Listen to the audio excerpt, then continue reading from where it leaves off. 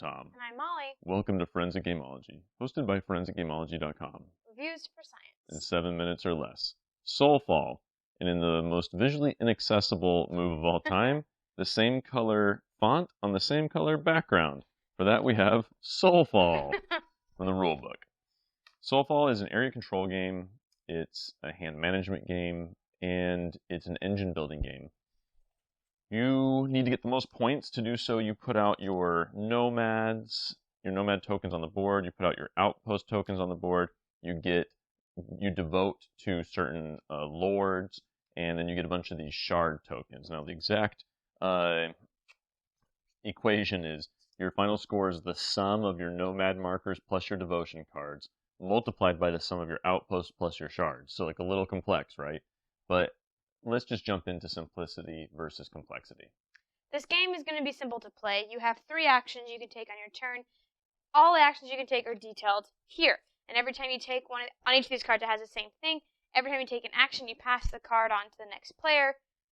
Then you know you only have 2 actions left. Then you pass the next one and the next one. You can only take one of each action a turn. I can't draw twice unless I play a card that lets me draw, because that would be the play action, and then I can draw. So, fairly simple, because that's what you can do. The tricky part is knowing how to maximize your score. Do I build another outpost? Do I put more nomad markers? What are you going to do? Do I devote more? Do I get more shards? How are you going to maximize those points, since there's that multiplication factor? But gameplay, fairly simple. Yes. I think despite the equation you have to figure out, and all the things I just said about it being an area control game, hand management, engine building, I think it's actually a really simple game. You've got these cards, you can play one of them per turn. They help you double the other, another type of action, plus you get something cool if the top lord is either matching or not matching the card, depending on what it says. There's a lot going on in the game, but it's deceptively simple. Luck versus strategy. I think this game has a lot of strategy. I would maybe say more strategy than luck. Because, I mean, yes, you have to, if Equinox the Tide is the current lord, well, maybe I can play that one if I have that card first, and devote to it first, to grab this one, and then it is the current lord, so you can maximize what you can do for each card then. And so I think there's a bunch of strategy in this. Who do you go after if it's a multiplayer, more than just 2 players? Who do you go after? And when do you start switching things? When do you attack? When do you get rid of stuff?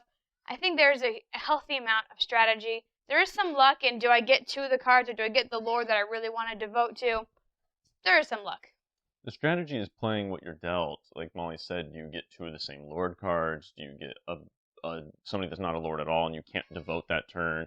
Does somebody take your lord? Because you can discard a card matching a Vagri, the grower, and you devote to it. Then Molly's devoted, I discard the card, now I'm devoted, and she's lost out on score and the special power it gives. So the strategy is just playing what you're dealt, because it's going to change the entire time. Like, the things you put out on the board are going to change before it gets back to your turn. And so while there's a lot of luck, the strategy is definitely there. Fun versus boring. This is such a fun game. I think it may be one of the most fun area control games. You know what? Is it area control? Yes, in a small, almost not area control sense, because it doesn't matter if I have more area on the board than Molly does. It matters to my score, but there's not that much fighting in any given game. Like, there could be, but I mean, more players, I think. There aren't like spaces that if I control, I have more of a country than you do. No. It's not like Risk. It's not like any other area control game I've played, but I really enjoy it. I like the engine building.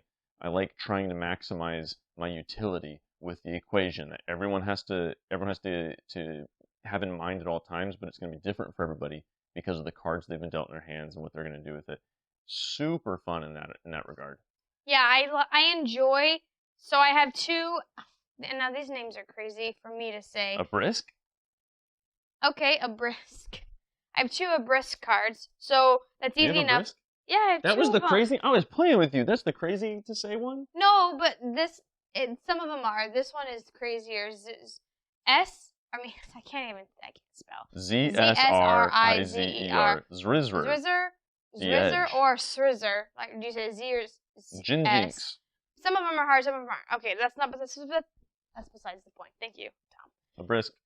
So if I have 2 Abrisks, do I devote and then I get the special power? Do I discard this when I draw so that I can then use this because I am devoted to him? So I do like doing cool things with the cards that are in my hand. How am I going to use the cards to devote, to draw, to do whatever they say? I enjoy this, and sometimes this can get contentious.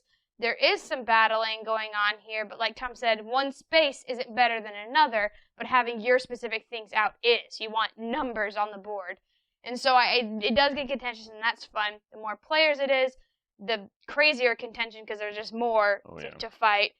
They make it a smaller board for 2 players, so there's still some fighting going on. So I enjoy this. I enjoy that it's fairly simple. Fairly quick. On your turn, you have 3 actions. You do them. Next person. So I enjoy this game. It's quick moving. I would give this game a 10 out of 10 on the Board Game Geek rating system. I would give this game a 7. Look at you. Wrong again. Nope, I'm right again. No way. This is a 10. Internet. Mark my words. Every time we get to multiples of 500 subscribers, we give away a free glitter painting of your favorite geeky thing.